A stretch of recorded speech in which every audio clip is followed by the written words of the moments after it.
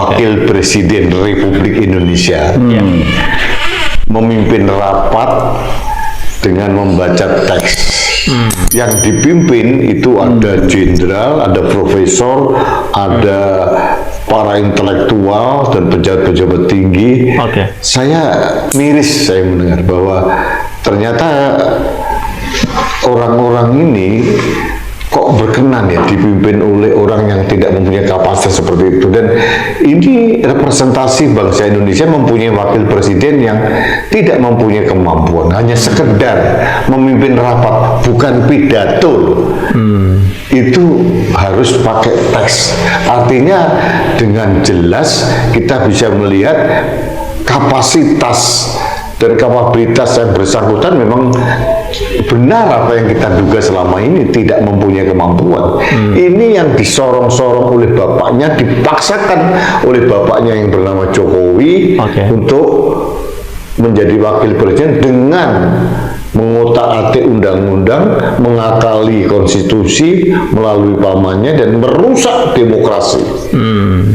Tahun 2029 kelihatannya anak yang tidak punya kapasitas ini akan didorong menjadi pemimpin Indonesia.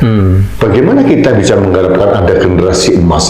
Ini bukan masalah umur anak muda menjadi pemimpin, bukan itu.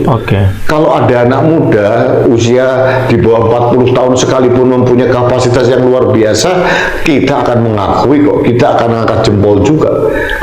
Tapi kalau anak muda yang kebetulan dikarbit dan ternyata tidak mempunyai bahan dasar yang mencukupi untuk menjadi seorang wakil presiden dan dipaksakan seperti sekarang, bagi saya itu aib bagi Indonesia dan bencana bagi Indonesia.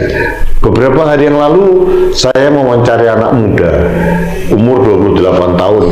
Saya pikir dia bangga terhadap adanya generasi muda, kelompok milenial yang menjadi pemimpin nasional. Ternyata tidak terjadi sebaliknya.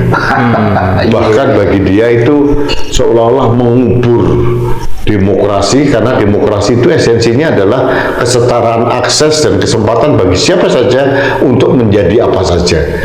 Dengan cara Jokowi membangun dinasti politik itu, otomatis mimpi anak muda itu hancur lebur karena kesalahan seorang Jokowi. Nah, ini saya ingin memberikan suatu landasan untuk kita diskusikan tentang kapasitas wakil presiden kita.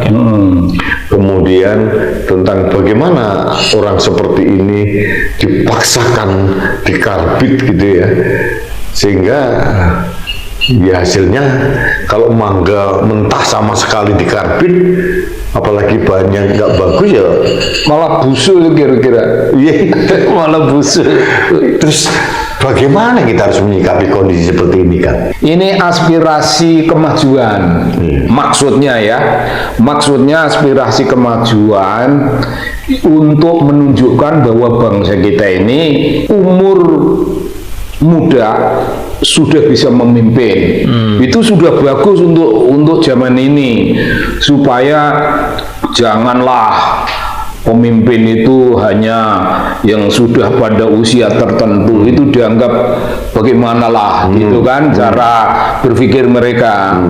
Jadi milenial, yang namanya golongan milenial, malah golongan Z itu yang Gen Z itu kira-kira berharap lebih muda lagi. Enggak Bung, begini Bung, mari kita rasional. Bung Karno angkatan 45, Bung Hatta dan orang-orang pada zaman itu. Itu Tan Malaka masih muda-muda juga. Muda. Tapi apa kemenangan mereka? Mereka itu membaca, Bung. Mereka itu terpelajar. Sekarang ini ada juga kalangan muda yang membaca, yang terpelajar, yang mungkin bagus. Halo teman-teman, kembali lagi bersama saya di channel YouTube ini. Kembali saya membacakan komentar dari netizen setentang dengan cuplikan video sebelumnya yang teman-teman tonton. Nah, teman-teman langsung saja saya membacakan dari komentar yang pertama. Dari Ailiono mengatakan, Kalau seterusnya seperti ini hilang harga diri bangsa Indonesia, malu di kancah dunia, ya sebaiknya dicari ganti yang mampu berilmu. Rakyat pun mengerti bahwa kapasitas, kualitas, dan kuantitasnya sama sekali minim dimiliki Gibran. Pak Prabowo harus berpikir sebab bisa menjatuhkan harga diri dan marwah Pak Prabowo sendiri. Kami rakyat Indonesia cinta Prabowo. Kemudian dari Dasri Masyam mengatakan, kita bukan benci orangnya, tapi kapasitasnya dan kemampuannya belum pantas untuk jadi wapres. Jadi negara ini nggak punya kemampuan dipaksakan. Selanjutnya, biar dipaksakan untuk dicalonkan, biar partai, tapi kalau tidak dipilih, masyarakat tidak mungkin terpilih. Aliran sakit hati ini akan mati dan kebencian. Betul lah kalau memaksain yang seharusnya ya bukan ranahnya, apalagi baru anak kemarin sore.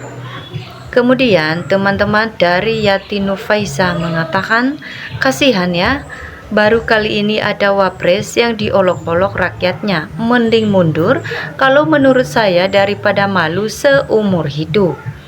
Semoga Bapak Presiden Prabowo mempertahankan wakilnya supaya orang yang merasa pintar pada malu sendiri. Kemudian sudah buru-buru aja Mak Zulin bikin malu aja Indonesia, kayak begitu bikin malu aja. Itu mewakili kualitas dan kapasitas para pendukungnya, yang penting dapat posisi, kedudukan dan fasilitas. Inilah orang pintar yang gak berlaku cuma kritik orang lain. Ya, gak dilihat harganya, gak ada artinya di Indonesia. Kemudian yang namanya Gibran mau dipoles seperti apapun, tetap saja kapasitasnya sangat di bawah standar. Seterusnya, memang ya betul tidak memiliki kemampuan untuk memimpin negara ini, terlalu dipaksakan. Kenapa? Kan masih banyak orang yang berkompeten. Semoga Pak Prabowo selalu sehat, panjang umur, yang bisa membawa perubahan untuk negara ini. Tuntas habis koruptor, sita miskinkan, bukalah pekerjaan sebanyak-banyaknya, tak tekan harga kebutuhan pokok.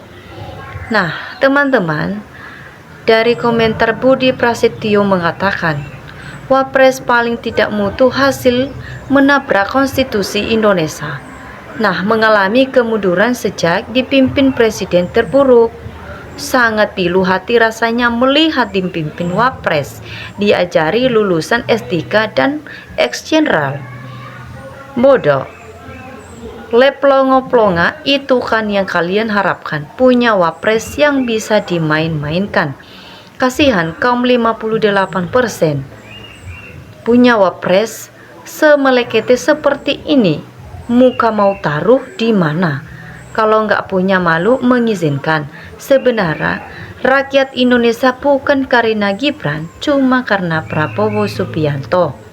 Tapi yang muda yang mampu, bukan yang blow on. Bukankah rakyat Indonesia butuh dan masih berminat ditipu? Yang nggak habis pikir Prabowo dan para wakil rakyat di DPR atau MPR pura-pura tidak tahu kompetensi pendampingnya, yang justru bisa mempengaruhi terhadap wibawanya dan menjadi beban kinerjanya. Nah, teman-teman, kemudian kenapa Pak Prabowo juga mau harusnya ketegasan sikap untuk membantu presiden yang pintar dan cerdas? Itu semua kan pilihannya kamu sendiri, supaya Bapak supaya bisa jadi presiden. Tuhan akan menunjukkan dengan caranya hal-hal yang dari awalnya dipaksakan. Seterusnya, namanya juga karbitan. Amit-amit bukan pilihan saya. Pada tergiur bansosik, akibatnya tanggulas 5 tahun ke depan. Segala sesuatu kalau awalnya dengan cara yang dipaksakan, ya jangan salahkan menghasilkan pemimpin yang coba-coba. Tuhan menunjukkan segala sesuatu. kebenaran demi dinasti apapun dihalalkan. Nah, teman-teman, kemudian dari Muski Plulir mengatakan, mungkin kalau saya jadi jenderal atau eselon-eselon yang di situ, ya walkout, keluarlah, tinggalkan ke tempat itu. Semoga Pak Prabowo selalu dalam lindungan Tuhan. Di tangan beliaulah saya titipkan negara ini. Saya mengharap banyak agar Indonesia menjadi rakyat makmur, negara damai, bebas koruptor. Nah, para pejabat itu harus ada ijazah sekurang-kurangnya S1, baik kepala bagian, apalagi wapres dan presiden harus berilmu S1, S2. Nah, teman-teman, kemudian sebaiknya tak usah muncul saja wakil presiden seperti itu. Bukannya di zaman Pak Jokowi dulu, wakilnya nggak pernah diutus pidato. Ya, seperti itu atau segera diganti saja. Kemudian, memang bukan kapasitasnya terlalu memaksakan kehendak. Gila, kedudukan udahlah. Keluarga besar golongan itu benar-benar tidak baik buat Indonesia tanpa prestasi yang ada keserakahan. Memang betul wajib diganti. Itu karena tidak sesuai dengan presidennya, kasusnya jadi comblang. Tapi banyak orang di Indonesia yang mendukung Gibran, padahal gak punya kualitas tentang negara. Tapi banyak yang suka jadi pemimpin, apa yang mendukung itu sedang. Semuanya ini memperlihatkan secara kasat mata bahwa proses pemilihannya sangat bermasalah, curang, koruptif. Nah, teman-teman, dari Xiaomi mengatakan, nah itu yang membuat banyak rakyat yang berpikiran logis dan berintelektual tinggi yang gak habis pikir kenapa wakil seperti itu tetap dipilih. Nah, seandainya saya Presiden Prabowo, saya akan segera cari gantinya. Banyak orang pintar di Republik ini. Mudah-mudahan Pak Prabowo cepat mengambil tindakan segera daripada nanti dipertambah masalah. Nah, teman-teman, demikian video kali ini yang teman-teman tonton tentang video yang telah saya bacakan. Jika ada tanggapan yang lain, mari teman-teman tinggalkan di kolom komentar.